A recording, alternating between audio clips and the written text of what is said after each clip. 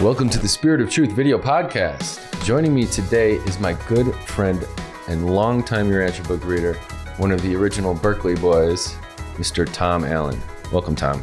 Boy, it is a super pleasure to be here with you, Derek. And I've admired your work and all the interviews you've done. And every time I watch one, I learn something, and I'm strengthened by the wonderful work that you do to bring out the wonderful ideas and thoughts of these personal experiences.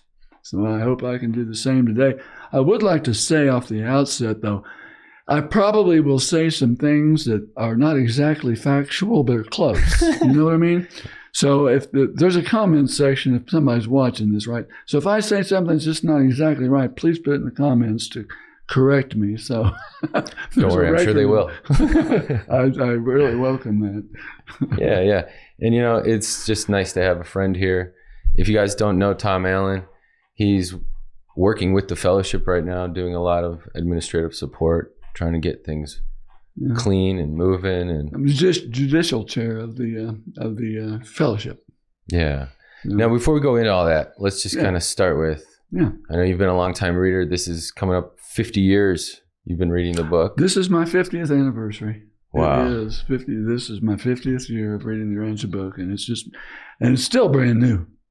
Huh. That book is still brand new, and there's so much more to learn from it.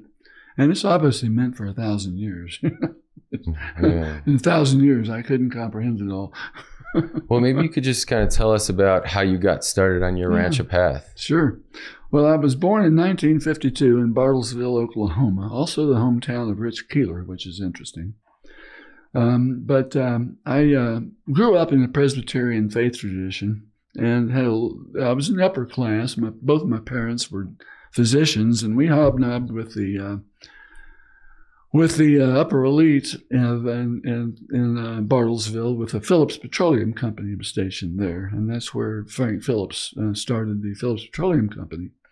So we were involved in that. I was the third of four children, and was always a religious kind of a lad. Always believed in God. It was not hard at all not to believe in God. Everybody did, didn't they? So as I grew up, there was no problem with that.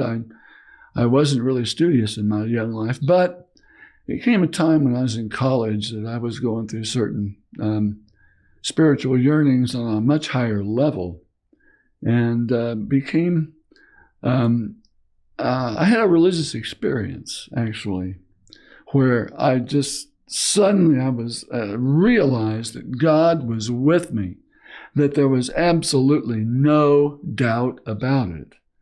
And that absolutely changed my life. That was when I believe I had my first Jubilee. And from there, I began a heartful search for God, and was so excited and full of intellectual curiosity and spiritual searching. And I went through a period where I read the Bible and tried to find out more about Jesus. And then I decided, Jesus was a great man, really probably the greatest of all men. But he was just human. He was just human, and it'd be nice to be more like him. And then I went into a period where I was involved with sort of a mysticism, St. John of the Cross, St. Teresa of Avila, where contemplation became to know more about God. And I went, and from there I discovered Ram Dass and Be Here Now. Oh, that really enlightened me into finding God just like he did, and to know more about him. And it got me into Buddhism a little bit. And I swear, if I had not found the Urantia Book, I would have been a Buddhist. I mean, the Eightfold Path and the Four Great Truths, and oh man, that would have been great. But that didn't have a personal God. So one day I took philosophy. I majored in philosophy and got a philosophy degree at Oklahoma State University. And during that time, I came home for spring break once. And I was in a philosophy of religion class at the time. And I came home and I visited one of my old friends in Bartlesville. And I went up to his house, and I was hanging with him. His name was Larry Tyler. And Larry told me, he said, "Hey, you're in philosophy of religion. Why don't you ask me a question?" I said, "Okay." And what we were studying at the time was, I said, "What is the uncaused cause?" And he said, "Good question, good question." And he started going into the universal Father and the Trinity, ascending sons and descending sons, and universes outside of this, and paradise is the center of the universe. And he was going on about this stuff, and I knew that it didn't come from him. It couldn't have, because I knew him. And so I said, "Where did you get this stuff?" And he said, "The Urantia Book." And so I said, "Okay, let me see it." And I opened it up, and immediately, I'm an English guy. I love the English language, and I've always, my mother instilled that in me. And I started reading, some of it. And, oh my God, this is beautiful. This is the best English I've ever read. And it had all the things I needed. It had an infinite God, an eternal God, and a God of love, and a God of personality, and a God that is with me. And, oh man, after I read the first 5 papers, and the divine counselor said, "I know whereof I speak." I know whereof I speak. I've many times been in the presence of the universal Father. And I said, well, I've either got to believe that or not. I believe it. Yeah. And that is where I got into it initially. Okay. And then what year was that? That was 1973. Okay. Yeah, I was in college at the time. All right. Well, was it 1976 when you guys had a big Urantia conference in Oklahoma? Yeah, that gets ahead, of course, of the story of me finding the group that did that, which was the Berkeley Elliott story. But that goes because I had to read the whole book first before I was going to talk to anybody about it. It took me about 6 months to read it. And once I did, I got to get in touch with some people. There's got to be other people reading this book. So I wrote the foundation, and Tom Kendall wrote me back and said, "Hey, you're close to Berkeley Elliott. Here's her number." And I said, "Okay, Berkeley Elliott, I'm going to call her." She's in Oklahoma City. I was in Stillwater, which is about 60 miles north of Oklahoma City. And I called her in the middle of the week sometime and she was just so thrilled to hear from me, and I was thrilled to know there was somebody so close, and we just hit it off immediately, and she became my best friend on the phone and was just so inspiring. And she said, "Well, what are you doing this weekend? Come on up and spend the weekend with me." And I said, "Okay." And how often does that happen? How often do you just meet somebody on the phone and they invite you to their home to spend the weekend? And, yeah, and I did. Yeah. I did. I met Berkeley Elliott. I fell into Berkeley Elliott's lap, and you don't realize how fortuitous this was for several of us who had the opportunity in Oklahoma to become involved with Berkeley and the Urantia Society, the Oklahoma Society of the Brotherhood. And it was and I got there, and there was a study group, and there were about 20 people in that study group. And I thought, this is the way it must be everywhere. And I found out very rapidly that it wasn't that way everywhere. I assumed it would be. My God, this is the most wonderful book I've ever read, and it's just, But I got involved in the Urantia Book study groups there, and I was a frequent flyer there from Stillwater to Oklahoma City to be involved in that group. But the joy of being in the presence of Berkeley Elliott was something else, because I could tell you something about her. Is that a good time to start with that? Okay. Well, Berkeley was a real spitfire.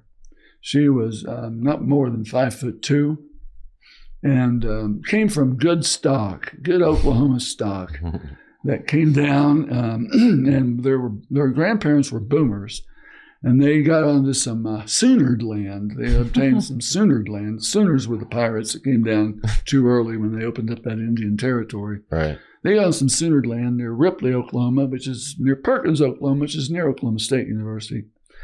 And center of little tiny towns. And she grew up with strong family ties and was not that much into religion at the time. But then moved to Oklahoma City and got to working for Clyde Goodman.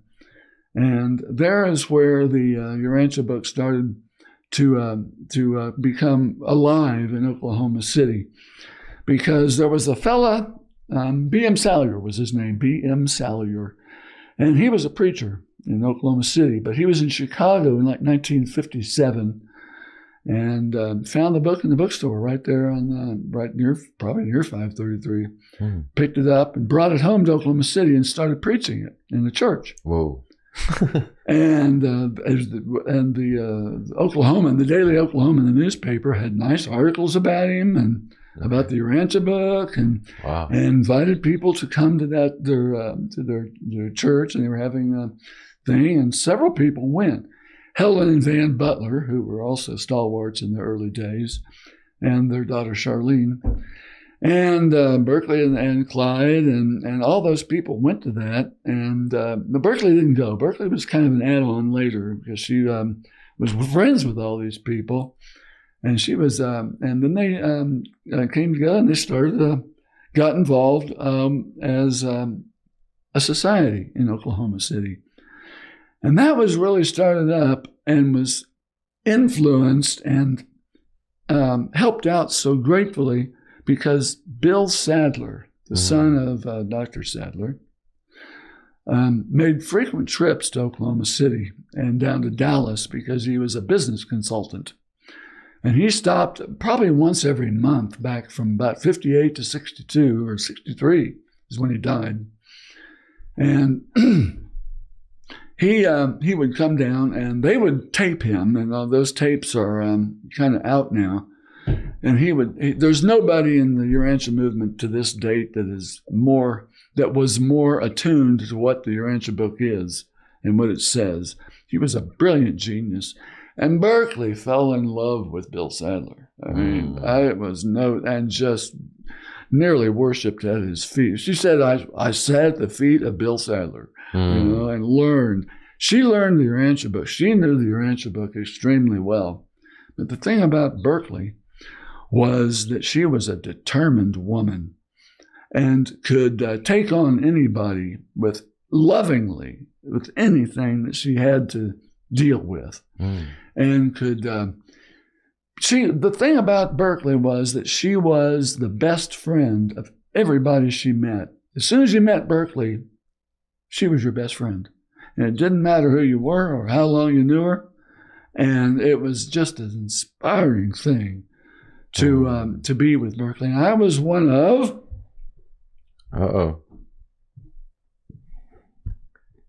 See it. The Berkeley boys. I was a Berkeley boy. Yeah. She loved the boys, and she was just such a friend to everybody. She had girls too. I mean, there was no doubt of her friendship to everybody. Well, it seems like her personality was pretty strong, so that men could feel kind of held in that space there. Well, there was a bit of flirtation, too. That's natural between a man and a woman. Sure. That she used righteously, Yeah. And when the thing about Berkeley was she was a great leader, and she could say to people, "Okay, we're going to have this conference like in 1976. Okay, you're going to do this, and you're going to do this, and you're going to do that." And everybody, whenever she gave an assignment, it was not like we had to hum and haw about it. It was okay. That's what I'll do. And it always worked out wonderfully. We all had assignments, we had things to do, and we all contributed with a great deal of teamwork to make things happen, So it was just wondrous in those early days, we were all together. We met all the time. We had something to belong to. And it was a wonderful experience back in those days. Yeah.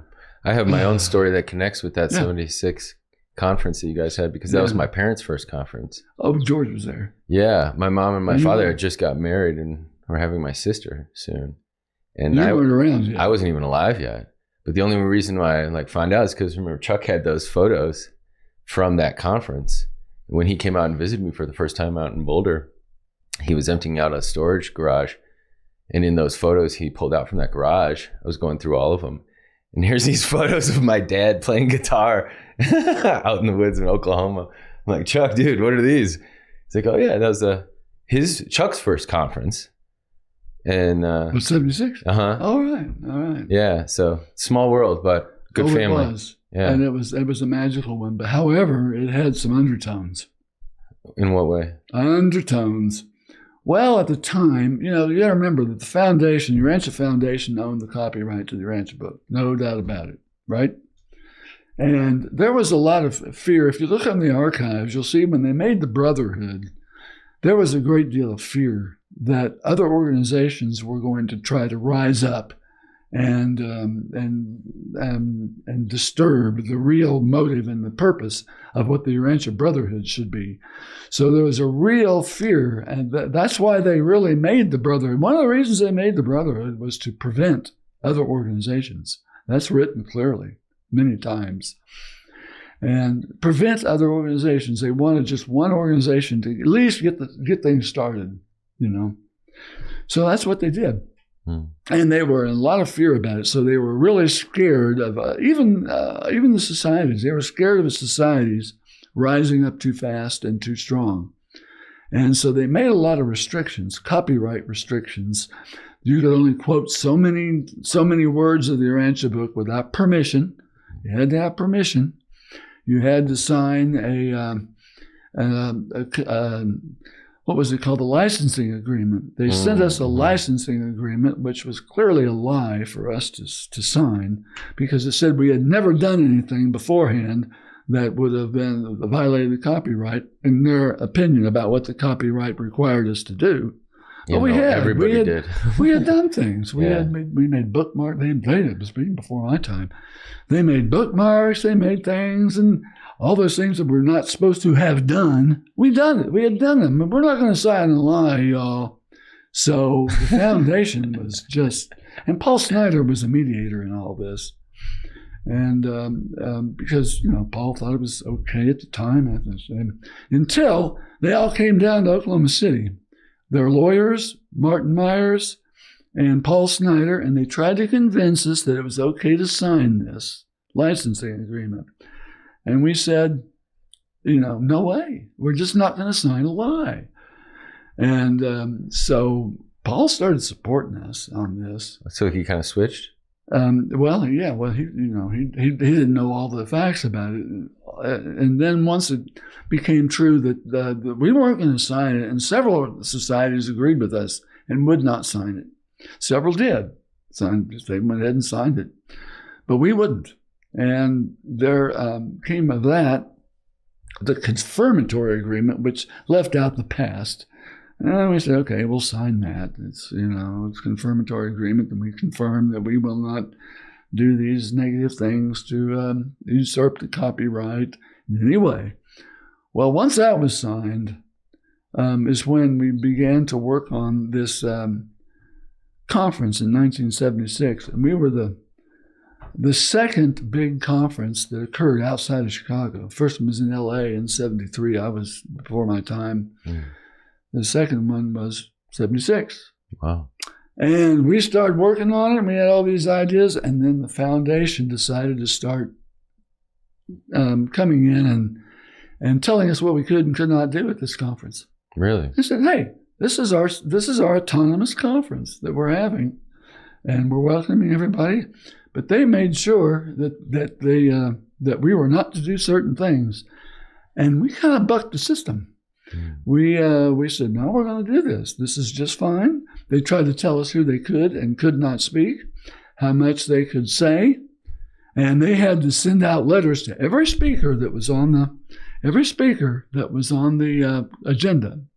Every speaker had to sign a little oath that they were going to. I wish I had a copy of that. I'm sure an it's oath that they had. I probably do have one back home. that they had to sign this little oath that they were not going to, say more than so many words. We need to get that out. And everybody signed it because we were trying to be compliant, but we knew that this was not right. This was not what copyright was. But their lawyers imposed upon us a great deal of certainty that they had the power to sue us if we didn't do it right. Mm. And, if you've ever been sued, that's a fearful thing to happen to you. And there's no way.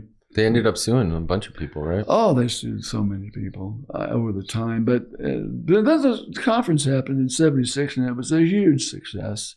Lake Fountainhead and Fountainhead Lodge in Lake Eufaula. It was absolutely a marvelous concert. And there was a whole week afterwards that we spent in study that occurred. And it was just, it was just wonderful. And the thing is, back in those days, Berkeley and I and several others went to just probably hundreds of conferences, hundreds of get-togethers across the nation over time. And that was real active back then. There were things happening in Dallas, things happening in Oklahoma City and Houston. There was Kansas City. We went up to Pennsylvania, Los Angeles, Santa Fe. There was just so many people back in those days that were thoroughly involved in getting together. Yeah. It was just a wonderful thing. It was just paradise to me. Yeah, I've had these conversations with many longtime Urantia Book readers about what it was that allowed you guys to be so fervent about getting together and having big numbers versus my generation, not so much. Well, there weren't that many readers at the time. Yeah. When you look at it that way, we were brand new. Sure. I had no idea that the things were going to splinter from there. But boy, did they splinter. The foundation became pretty much heavy-handed in the way they operated, sued a bunch of people, Kristen Mahara being the first that was the major ones, and they sued Cubs, San Francisco group, for what they did. And they sued people like J.J. Johnson, who you've interviewed. JJ was so totally innocent. He was in the Mahara thing. Mm-hmm. And he was so totally innocent, and they were just suing. That was Martin Myers, who was the legal person in the foundation that instituted all these lawsuits that went forward, and the foundation went along with it, and they didn't seem to really have the power to stop him from doing it. But boy, those lawsuits were fast and furious out there, and it really drove a wedge between the brotherhood and the foundation over time. Well, I feel just in spirit that drives a wedge towards the spirit of brotherhood, and that you go to law instead of working it out with your brothers and sisters. Yeah, didn't Jesus say we shouldn't go to law? Yeah. Sometimes you have to, but I think from my experience in the personalities that I've come across in this Urantia community, they've been really loving, interesting, unique people. So I think that you can find creative outlets and endpoints without having to demand and mandate on each other. Oh, yeah. Well, of course, they had to sue. Once the Mahara Urantia Book won in district court, the Urantia Book was freed for a while until the next court, the appeal court, appellate court confirmed that the foundation did still have the copyright. So, boom. In the meantime, we'd printed the Urantia Book, but we couldn't do anything with it after that. Until they decided to sue Harry McMullen, because Harry made the Jesus a New Revelation. I think you want to tell people who Harry McMullen. Harry McMullen was one of our stalwart members of our society back in the day. A businessman who was very, very successful in what he did. Whatever he got into, he made a success of it. Brilliant guy. Knew the Urantia Book, extremely well, and was just a stalwart in our community. to help us get things done in the society and around. So I've known Harry for since the early '80s, early '70s really. He came in '77. He was involved in the Family of God originally too. Mm-hmm. He was a truth seeker long before.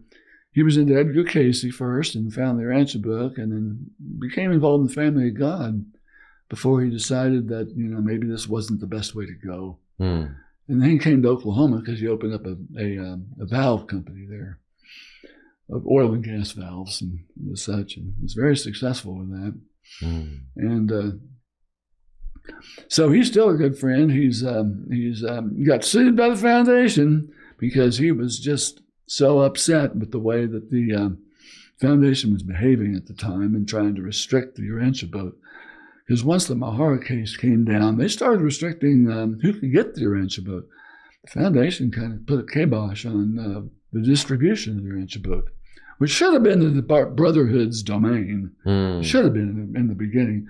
The foundation was supposed to, the original, if you see the original Declaration of Trust, which I think is hard to find now, I'd love to see one.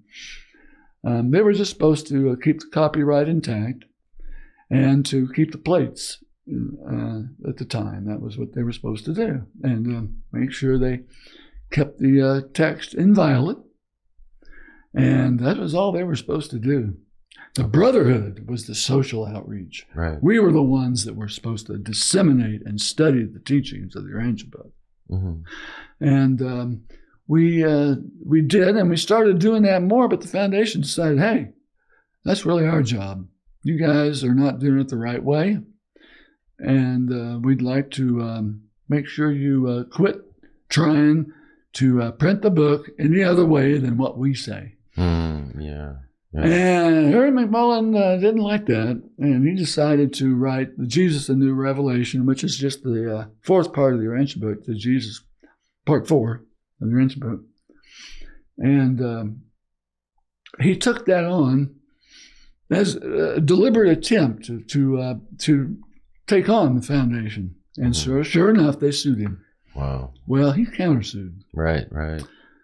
And years later, after a strong in the courtroom, which was only about 5 blocks from where I worked at the time, at lunchtime, I'd run down the courthouse down there and see the proceedings and run back to work.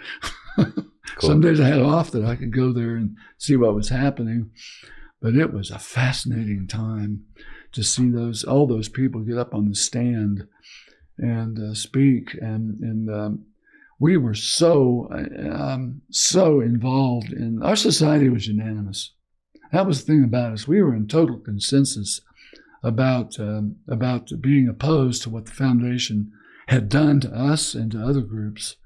And the way they were suing people right and left, I thought, how can I tell somebody about this Urantia Book when the organization is just a legal morass?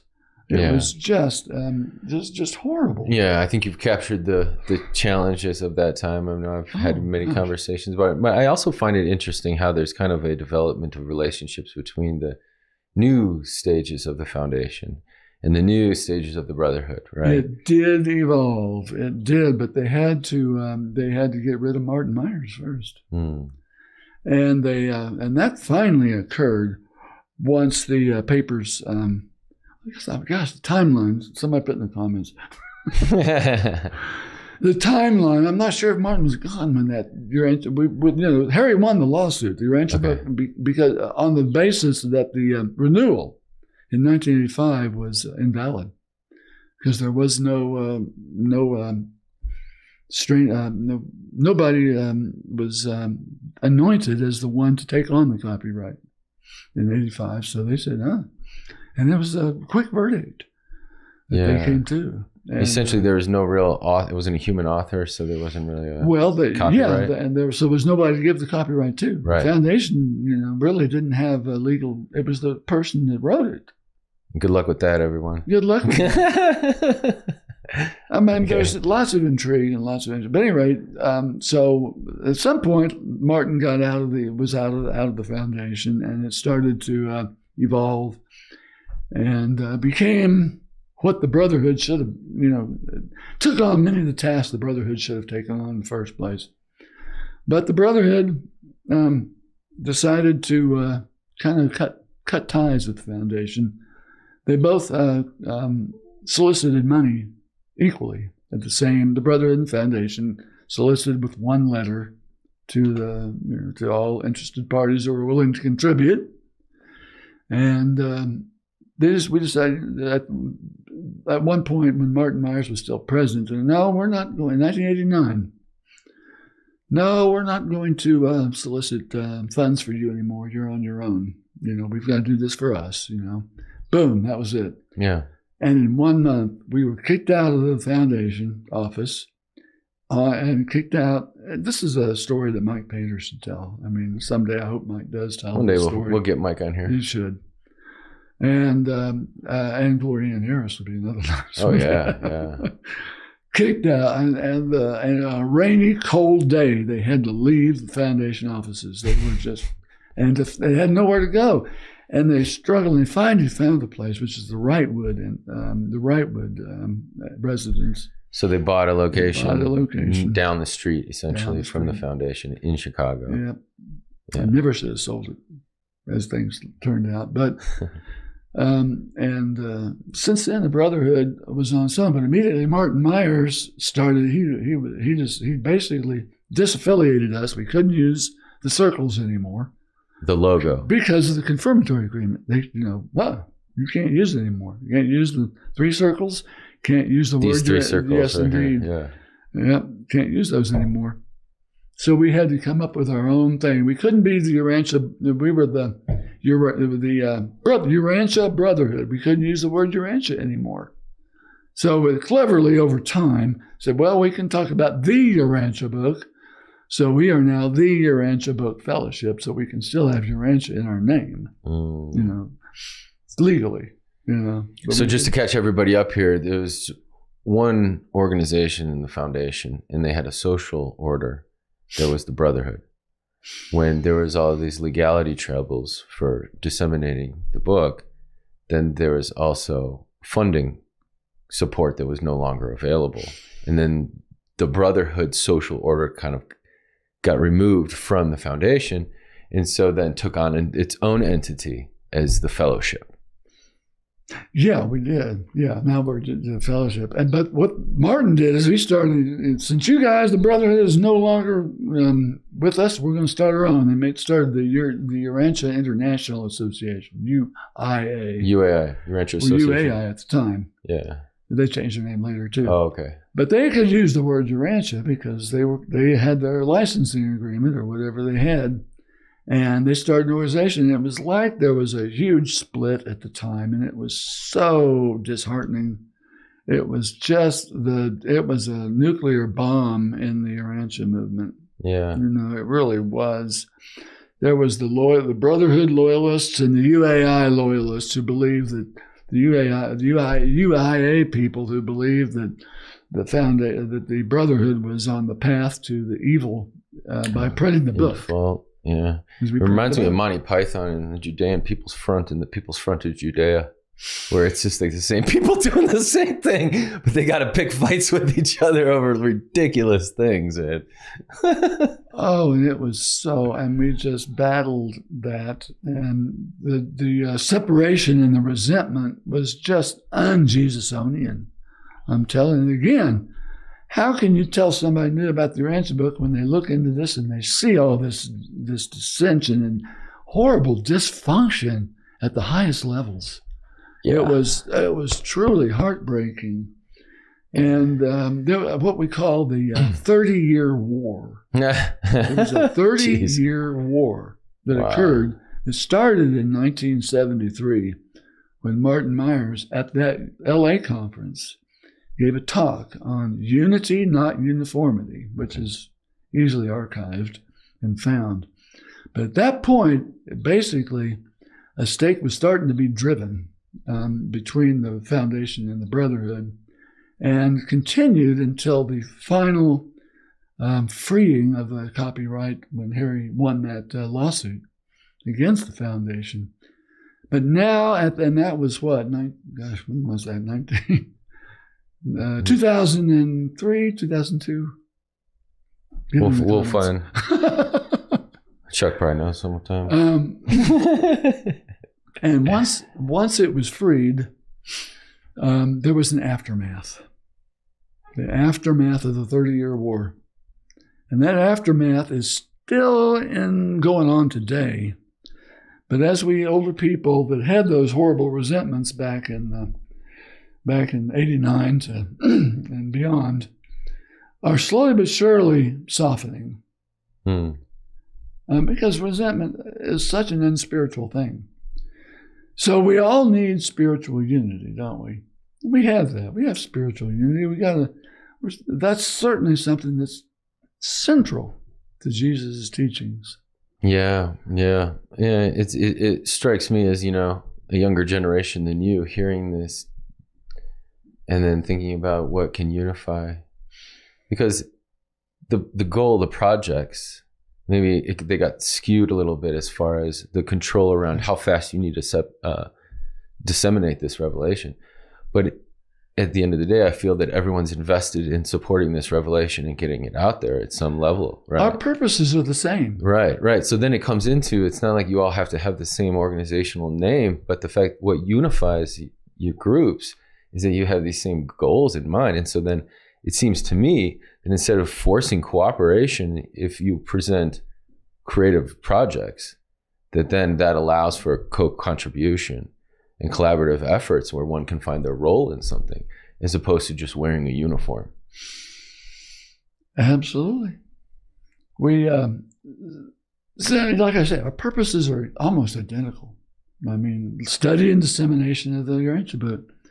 So eventually I think something unity is going to collaborative, something collaborative and cooperative is going to happen. Because presently right now, today, October 28th, we're going to probably, the General Council, the fellowship is probably going to create a committee that's going to try to negotiate, collaborate, cooperate, communicate, with the UAI, and so that we cannot replicate things and we can become more efficient with our efforts. And that's so important because all of us believe that this Urantia Book is a genuine revelation, an epical revelation meant for the whole planet that will survive. And it's up to us to try to do our best to get that study and dissemination going in a much more creative and universal way. So, I know you're taking efforts in trying to structure things like Fellowship Constitution and other things that can and the support funny that. thing is both of our organizations at this point are working on changing our constitutions. UAI has a charter, and we have a constitution, and they want to update it, and because it hadn't been updated, theirs hadn't been updated since 2008, but ours is really pretty much intact since 1955 with amendments along the way, but it's still much the same, but it's really out of date. It's out of date in terms of corporation laws, not-for-profit corporation laws. So we're struggling with that in the committee that I chair, the select committee to investigate constitutional revision. We call it SCICR, S-C-I-C-R. And we've been together now for 2.5 years almost, and we're going to rise and report at the General Council in July, this coming July. So hopefully we'll have something by then that we can submit to the General Council to ratify. But it's let me tell you, it's climbing Mount Everest. It is. Well, it seems like a lot of deliberation, a lot of meetings, a lot of talking. Spiritual unity is great at our committee. The ideas are as divergent as the Pacific and the Atlantic Oceans, but that's okay because we can. I've been reading about the Constitution that was written by the framers of the Constitution, the United States Constitution. They went through the very same things we're going through. They had just 13. No, they just had 12 delegations. We have 11 persons on the committee, and they went through the same problems, and and nobody came out with what they ultimately wanted. Nobody was totally satisfied. And I'm sure when we get our Constitution, nobody's going to be totally satisfied, but we're going to go with whatever we got and make the most of it.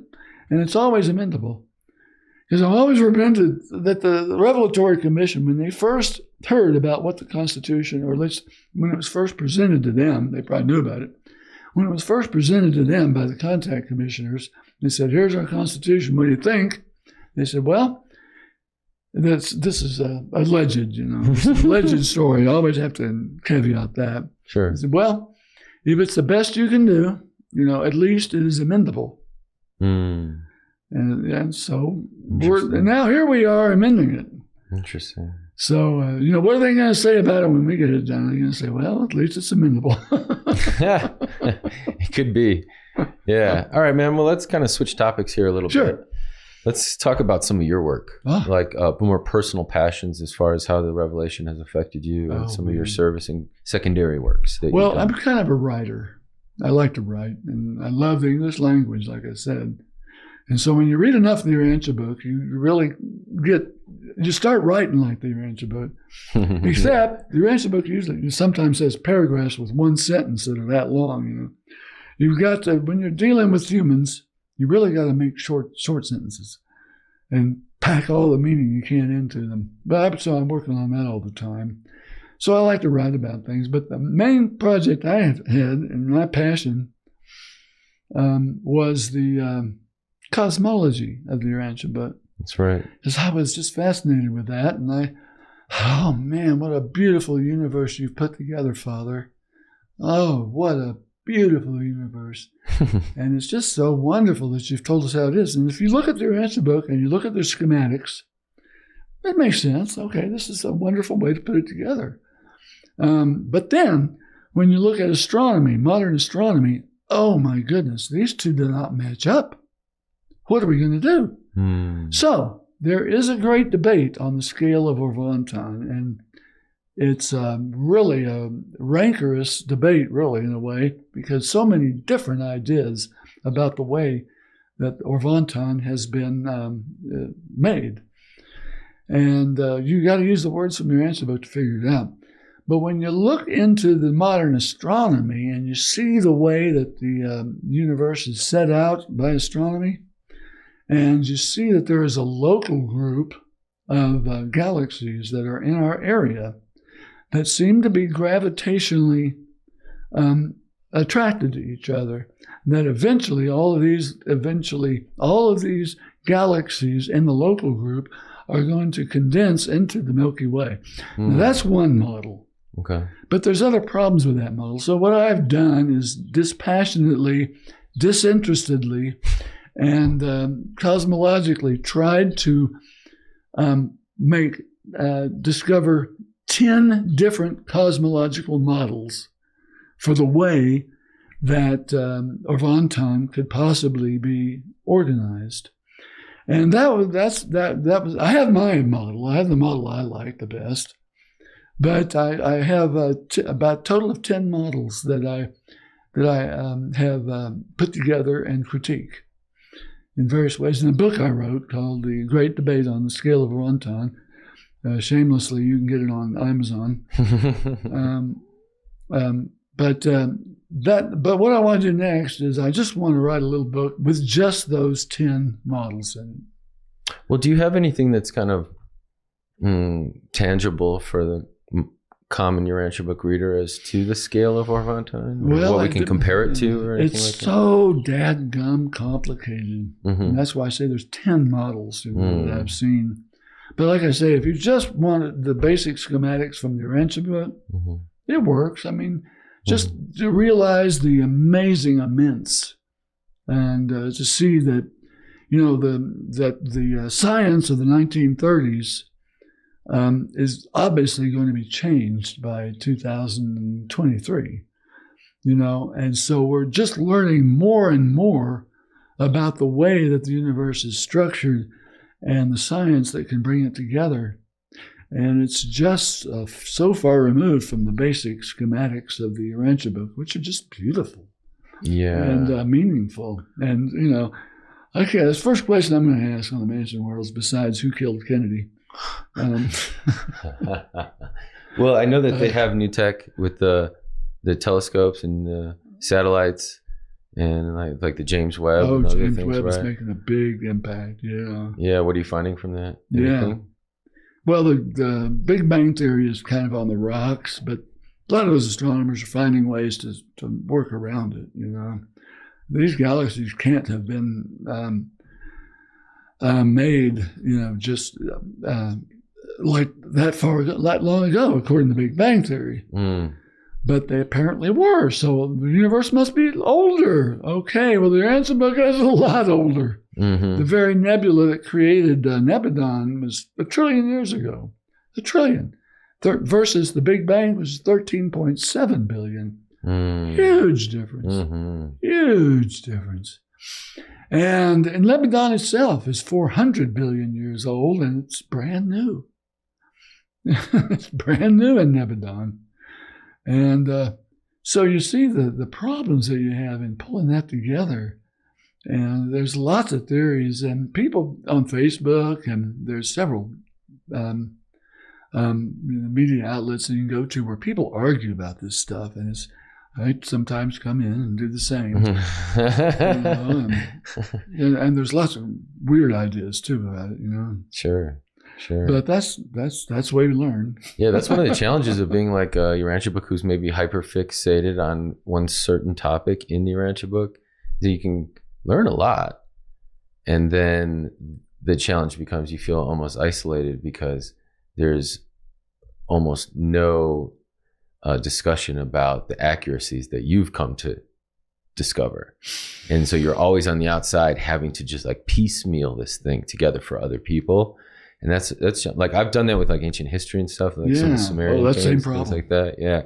So you're like, either you baby step somebody or you just completely destroy their concept of what they originally had, Well, as examples like that, I'm sure you find them in your history searches, is like the Urantia Book confirms Edmund Hubble's measurement of Andromeda to be about 1 million light years, which was a good estimate in 1934.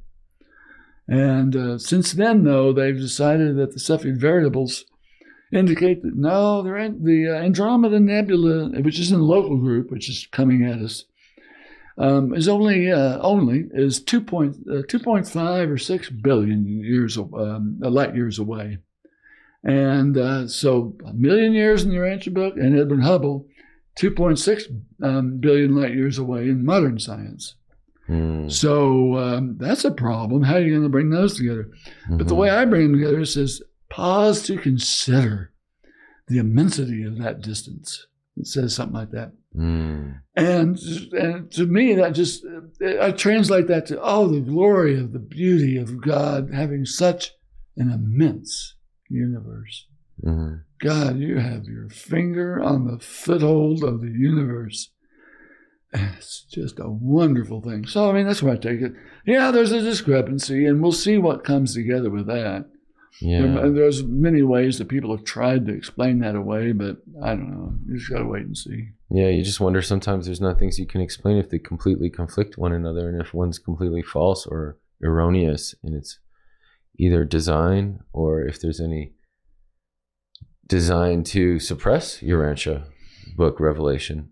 Also, I'm not saying that there's a big conspiracy out to destroy the concepts of our cosmology, but at the same time, like with the dating systems and with other things, they just completely run head to head with what modern science says. They do.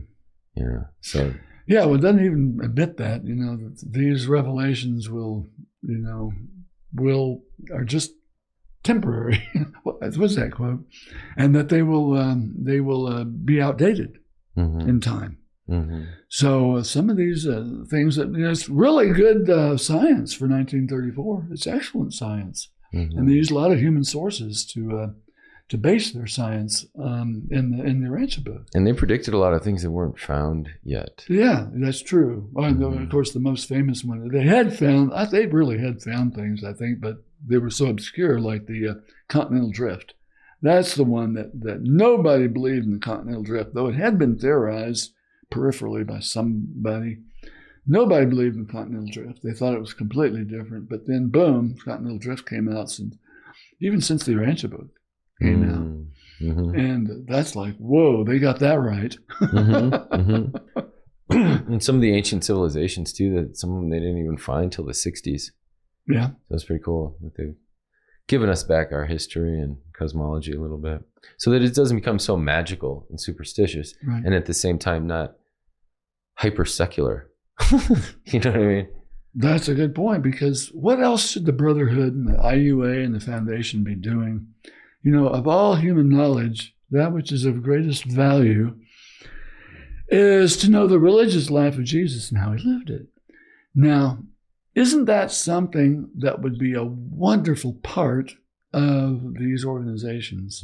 Mm-hmm. That we somehow had some arm of the Urantia movement that led in that leadership of that momentum towards spiritual brotherhood, as well as the good secular work of, let's get the book out, let's make sure it's here, it's in the libraries, it's on the web, it's here, there, it's in Nigeria, let's get the book out, we gotta get that book out. Mm-hmm. Well, let me ask you this. From my experience, it seems that then both organizations are more interested on getting the book out. I know. So they're both doing the same thing, yes, as opposed to there being this more ministry sect, like yes, you're referring to. Yes. Well, it started out with possibility when Vern Grimsley came in, because Vern Grimsley had a knack, and he was a genius. If anybody had a self-acting adjuster, it was Vern. And he was a religious genius and could just do some amazing work in ministry in the Berkeley area, and would go out in the streets and engage people in the on campus concepts. Right? He'd go on college campuses. On campus, and then broadcast those broadcasts to willing stations across the United States that would take up his program. And I remember in Oklahoma City every Sunday morning. Every Sunday morning at 7 a.m., I would wake up and there would be Vern on the radio on KOMA in Oklahoma City. And I was just thrilled. We have our new John the Baptist. And I remember when you interviewed Larry Geis, he said that he was the new John the Baptist they predicted. And I thought, at the time when he was first coming out, I thought he was. Because I thought he had a wonderful message. He had a wonderful way to describe religious yearning. And even to this day, I listen to many of his speeches, as they're just inspiring. Yeah, they still are. Yeah. But, the history of Vern Grimsley kind of devolved when he became what I say is power hungry. And he also became, I think there was a bit of narcissism in him. That's my judgment, and he's gone now, so. But I judge not, about what a man has gone through, but certainly everything fell through. His whole movement, which could have been the spiritual arm of the Urantia movement, died with his predictions of the end of the world. Don't get into that, Vern. Get into the fatherhood of God and the brotherhood of man. That prayer that he wrote that was almost accepted by the UN. If you know what I'm talking about. It's on YouTube as well, I think. Yeah, it's probably the most beautiful prayer I've ever read. But the UN couldn't take it because the atheists in the UN said no, because it says we are all children of the one universal God. You can't do that. Yeah, too bad. Too bad. But that is just one of the most beautiful prayers I ever read. Yeah. And I knew Vern. I mean, I met him, but I was never very personal with him. And that's one of the problems. He was kind of aloof in a way. And was But dang, we need another John the Baptist to move that spiritual motion ahead. Yeah. Because we don't have it now. Well, it seems that there's a clamoring or a hoping and a longing for leadership. Oh, clamoring. That can have that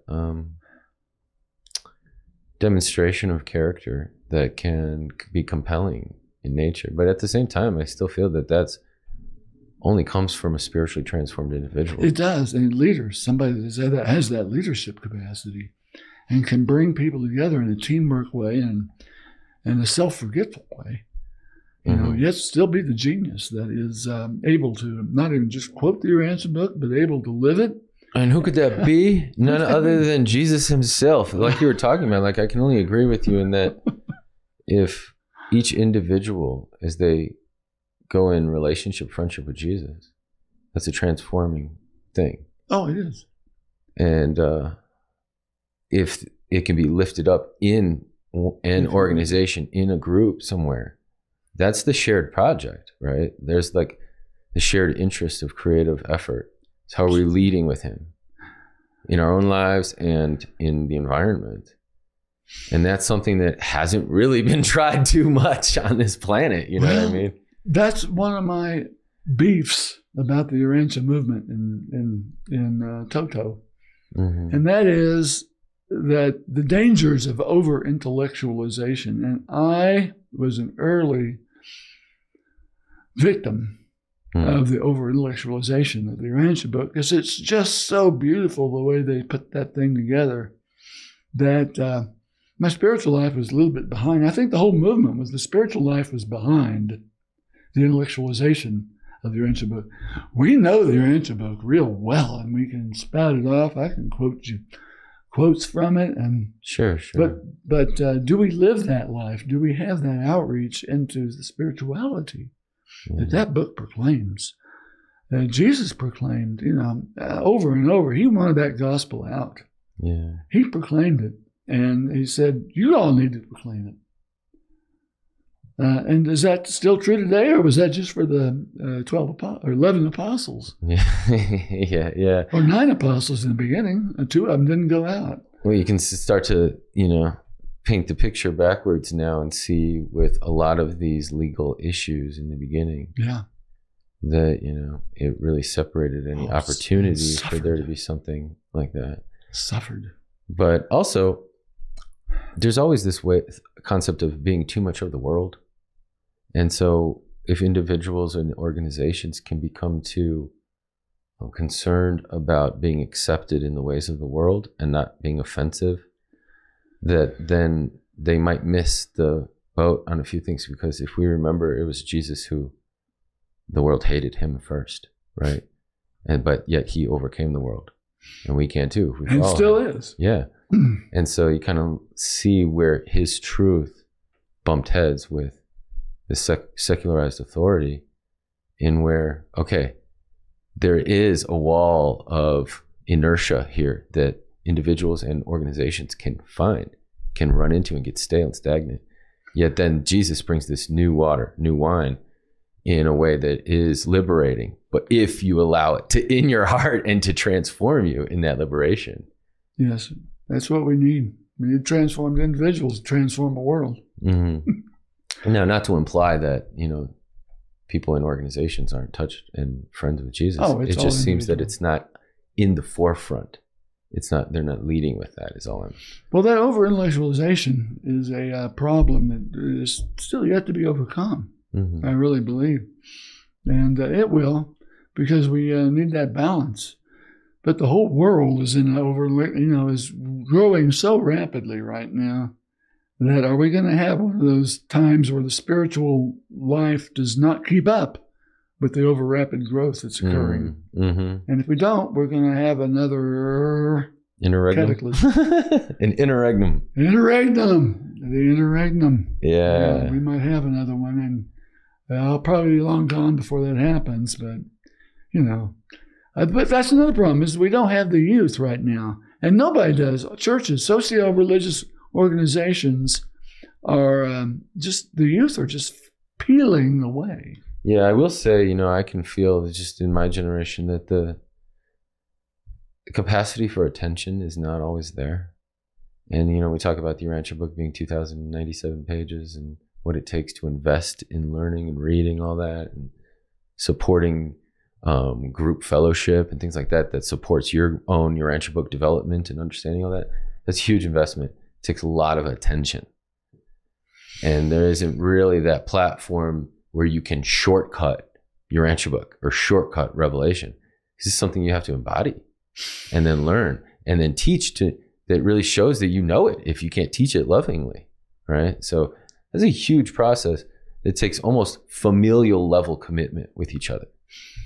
Oh, yeah. We need to promote that more and more. Mm-hmm. We need that. And, COVID just added insult to injury. Mm-hmm.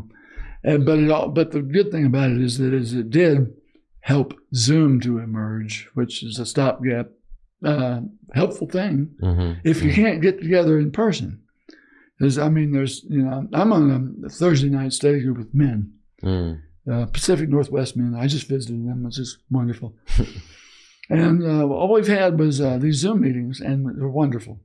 But we met in person last week, and it just rose it to a higher level. Yeah, yeah. And now we're going to start Zooming again. I'll see if that rises to a higher level. Yeah. But Zooms have been great for people that are, just not able to get together and in an in-person way. But that is so vital. And we need to have more conferences like we used to. Yeah. Pull people together so they can come. And I think the fellowship knows that and will hopefully promote that more on a local level. We always have the great big 3-year conference and the summer study sessions. And those are wonderful. But we need local groups here and there and there and there and there and there to have get-togethers more and more. Yeah, yeah. Definitely. Whether they're run by the UAUS, by the UAI. Mm-hmm. Because I went to a UAUS conference in Texas, and spiritual unity there was wonderful. Mm-hmm. And none of them, it's funny, none of them had ever heard of Berkeley Elliott. I thought, oh my God. Really? Berkeley Elliott needs to be, the statue needs to be made of Berkeley Elliott. Yeah. She had a way of keeping a space for young people to be able to present. Yes, and she was, if there was a reservist, it might have been her too. Because she was always involved in all the problems that were occurring in those early days that led to the schism. And she was salve to the wounds that were occurring and was a leader. And you didn't, if Berkeley told you to do something, you did it, and it was a good thing to do. She was a leader. And that's what we need in this movement now, is a leader that'll take us in areas of spirituality and intellectuality. Yeah, we need Anamanalantan. I can't help but think of the ancient red man and how the interscene warfare took out capable leaders. And here you, just for the last half hour, told us the history of the interscene warfare and capable leaders chopping off. And nothing against those who in administrative function now, but just this understanding of being battle weary and tired and worn out and not wanting to go to war anymore. Well, that's what the aftermath is. The aftermath is almost as bad as the war, because then you got to clean up everything. And now that's what we want to do, is maybe see if there is some way we can better cooperate with the fellowship and the UAI to do some more wonderful things for outreach with the dissemination, and pray for the coming of the next John the Baptist, who will certainly inspire these thousands of youth who will go forth and transform the world. The invisible brotherhood, the invisible spiritual brotherhood. That's what's going to transform the world. Us getting the Urantia book out might help, but supplement, but it's not going to supplant the invisible brotherhood. It shouldn't supplant. Well, no, it shouldn't. And that's what I want to make in my work with the organizational. I want to make sure it doesn't supplant. Yeah. It should, and I think we don't. I don't think we do supplant it, and we know that we shouldn't. Yeah. We need to supplement it. We need to help that invisible brother. Because there's another thing. This revelation, we can't be short-sighted. We can't say, let's fix it now for this generation. Right. We have to fix it now for the generation that's coming in the next 1,000 years. Let's say there's an archivist 200 years from now, who wants to know what the heck were we thinking back then. They need to know. And I think interviews like this and all the archival work that is being done, which I think is critical. I'm kind of getting involved in the archival work too. And it's really critical to get that out there so that the next generations can know where we were going, so they can understand origin, history, and destiny in a much more fluent way. Absolutely. And we are the origin and the history right now. Absolutely. There is a destiny, though, and we have to remember we got to keep that open. We got to keep our work open for the destiny of this book, because we believe it's going to succeed. Someday it's going to be in the pews of the churches. However, it's going to go through a lot of battles before it gets there. Yeah. And huge battles, because there's going to be, once it starts to get into the pocketbooks of the higher ups. Like the Sanhedrin didn't come in until they started, until the money changers were dumped. That's when the Sanhedrin said, no, you guys aren't going to go any further. You're ruining our money profits. Yeah. So when that starts happening in the religious area, and when the scientists and atheists start fighting it, then that's going to be up to us to try to be aware and alert to help supplement the wonderful teachings in the world. And it's not going to be an easy challenge. I hear you. Not easy. But I'm thankful that there's people like you who've been around for a while, 50 years. 50 years. Doing it.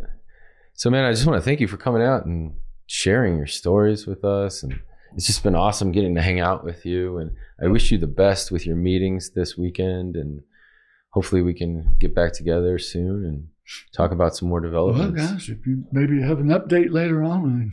Yeah. And it sounds like there probably will be. It's not stopping now. It's got to go on and on. Well, Derek, I really want to thank you for this opportunity to empty my chest of all these things that I've gone through the years. And 1973 was a long time ago. I'm just blessed to have been fallen into the lap of that Oklahoma Society and the amazing work we did in getting things out. And it's been a blessing. It's been a blessing to be here with you and to have your spiritual unity. Wonderful, wonderful, wonderful group you have here. And may we all bring this invisible brotherhood to work more and with more grateful wonder in our lives. Yeah, absolutely. Hallelujah, bro. I appreciate that. I appreciate you coming out, man. Well, God bless you. God bless you, man. Father, thank you for being here, making us more like you. All right. Peace. Let me say one more thing. Yeah, please. Peace in this life. Perfection in the next life. Service in eternity. All of these can be achieved in spirit now, as the creature personality submits his will to the will of the Heavenly Father. So let's do that, okay?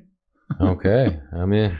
And having started out in a life everlasting, and having accepted the assignment and received your orders to advance, do not be troubled by doubts of failure and by perplexing confusion, and do not falter and question your status and standing, and do not fear the dangers of human forgetfulness and mortal inconstancy, for in every dark hour, at every crossroad in the forward struggle, the Spirit of truth will always speak, saying, "This is the way." Amen. Amen. Well, thank you guys for joining us. It's been awesome. Thanks again to Tom. And we will see you again next time. Hopefully we'll get some more interviews coming in. God bless you, Tom, and God bless you guys. We'll see you next time.